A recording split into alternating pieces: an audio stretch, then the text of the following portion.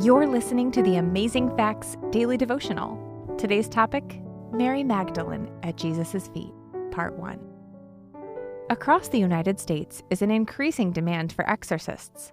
While many scoff at demon possession, Scripture tells us that it is indeed very real. The Bible speaks of several women who were involved in the ministry of Jesus, but none so prominent as Mary Magdalene. We know little of Mary before she met Jesus, but we can presume that her life was likely one of deep suffering. Mark 16:9 tells us that Jesus cast 7 demons out of her. In the Bible, 7 is the number that represents completion. What must it have been like to have been totally, perfectly in the throes of the Prince of Darkness? While we have no account of how the 7 demons tortured Mary, Scripture does give us other accounts of demon-possessed people. We are told several times of a young boy whose demon repeatedly tried to kill him, for he often fell into the fire and often into the water. Matthew 17:15, in fits of epilepsy, Mark 9:18.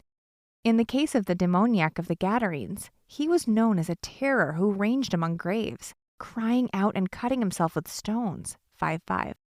Self-mutilating, violently disturbed, sickeningly tormented, these were the kinds of characteristics associated with demon-possessed people. But Jesus was able to heal them. When he had exorcised their demons, these people became as new.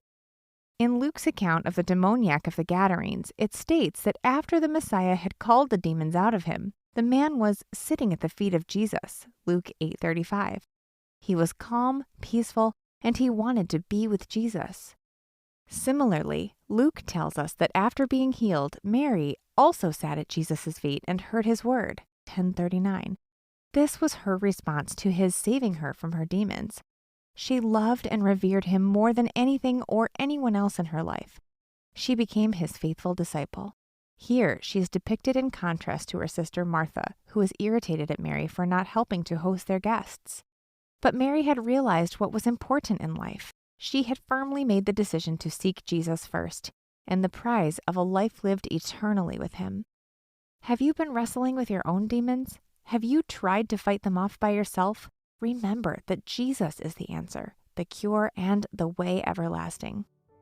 Our key Bible text today comes from Luke 10:42. But one thing is needful, and Mary hath chosen that good part, which shall not be taken away from her. Thank you for listening to the Amazing Facts Daily Devotional.